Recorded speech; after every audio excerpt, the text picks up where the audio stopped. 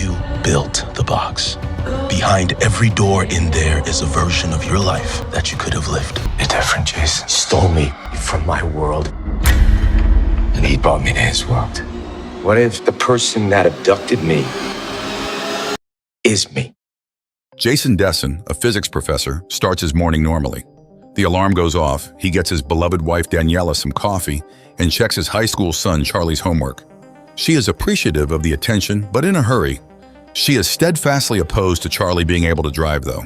Jason gives the boy the benefit of the doubt when it comes to the car, almost causing an accident.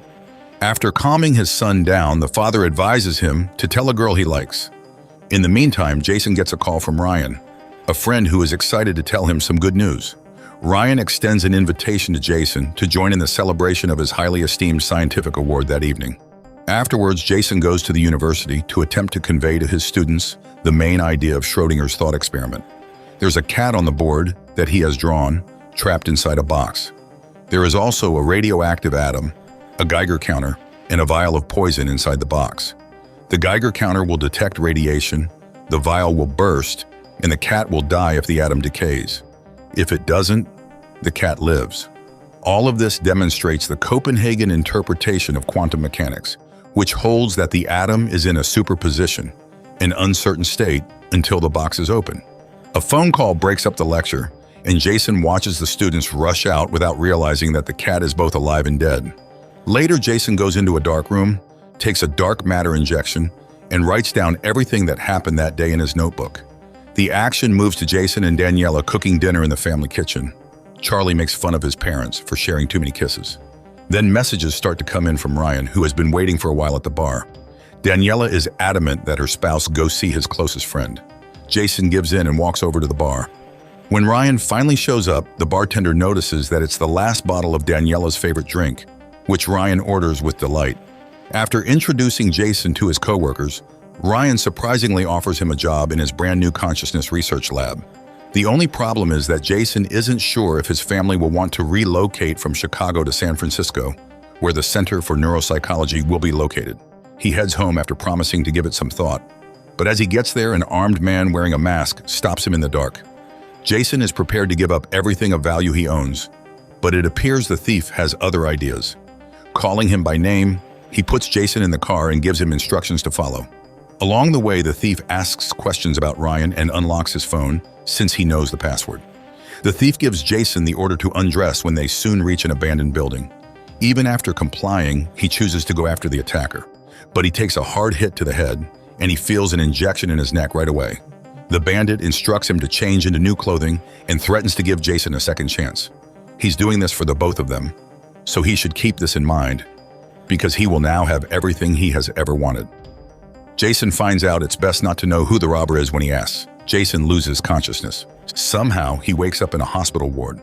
After examination, he is led to a shower stall.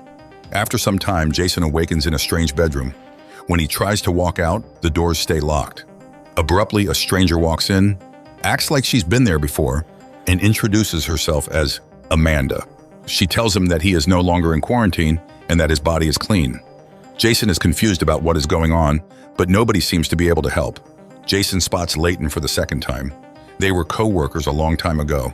Leighton addresses him as the chief scientific officer and congratulates him on his victory.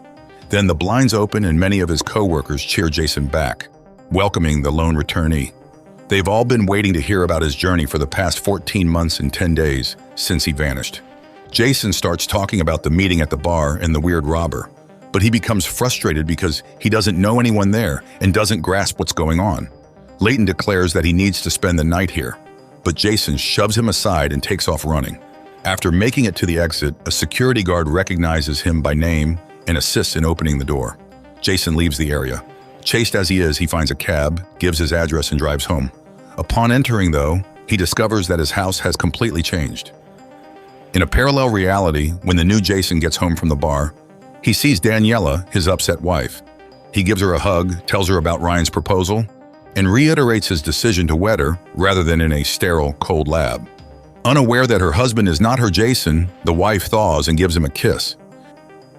Jason first meets Amanda at home in a different reality than he does with his wife and son. They live there together, she claims. Jason finds this hard to believe and starts searching for signs of his son, but Charlie's room appears entirely different. It is now Jason's own office, adorned with medals for exceptional accomplishments and discoveries he has won over the years. When he tries to call Daniela, his wife, the number is unreachable.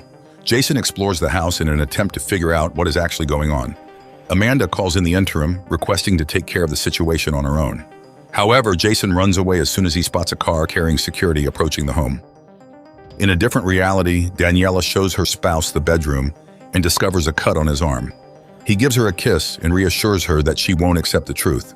As this is going on, Jason 1 runs to the bar from the previous evening, but the bartender doesn't recognize him, even though he calls him by name and tells him about his favorite drink.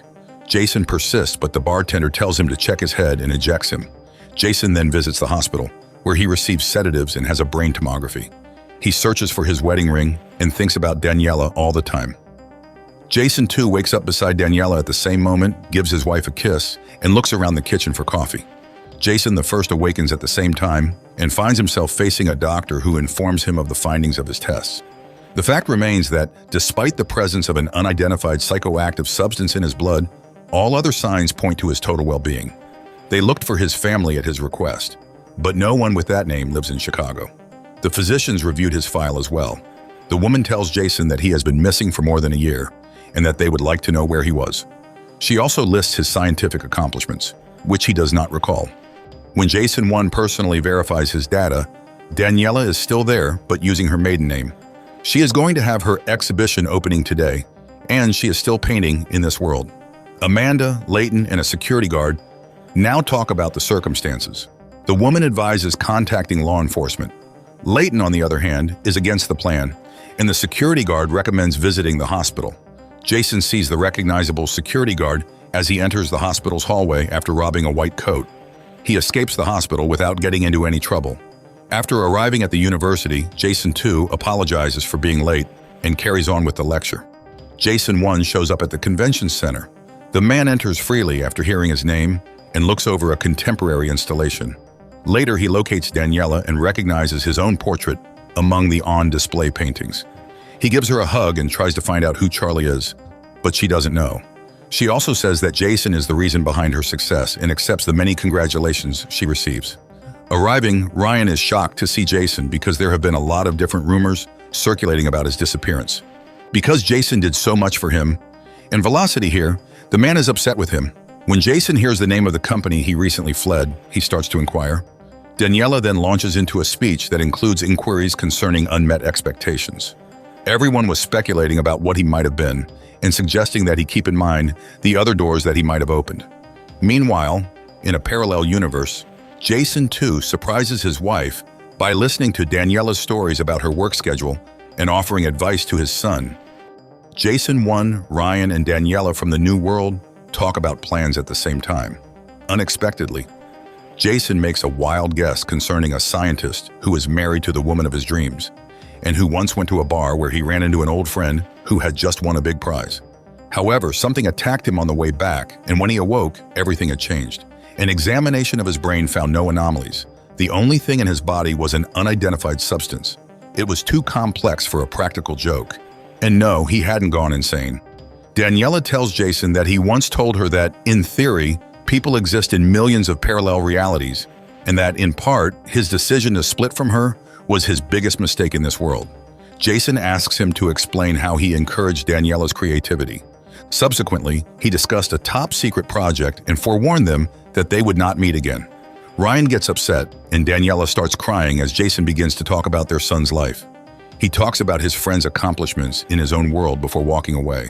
Jason, too, confuses his wife when he mixes up toothbrushes at the same moment. Upon obtaining authorization to spend the night in Daniela's guest room, Jason 1 looks around and wraps an elastic band around his ring finger to resemble a wedding ring.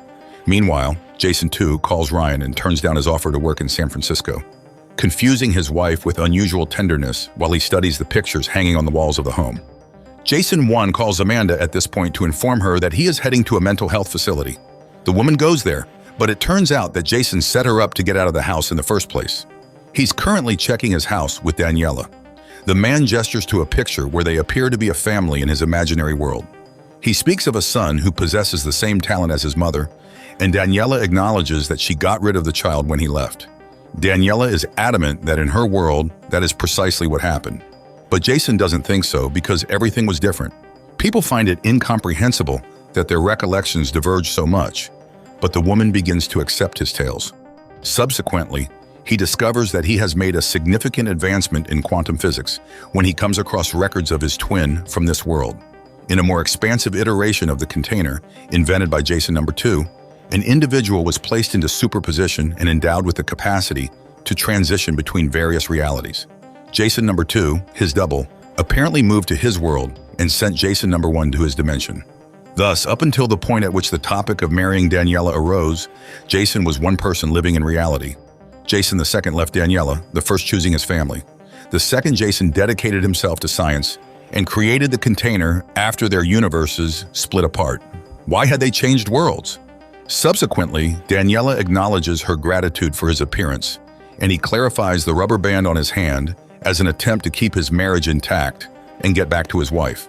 He acknowledges that they were content as they discuss their existence in a different reality. Just as Daniela is about to kiss him, there is a knock on the door. When they attempt to open it, a security guard from the business Velocity, from which Jason had fled, bursts into the residence. Although he begs her not to use force, the woman shoots Daniela, and Jason only sees her bloody face in the end. These are the first 2 episodes of Dark Matter, a new Apple TV series released in 2024. What would you do if you woke up in a parallel reality where your entire life was different? Subscribe to the channel, and I'll see you in the next one.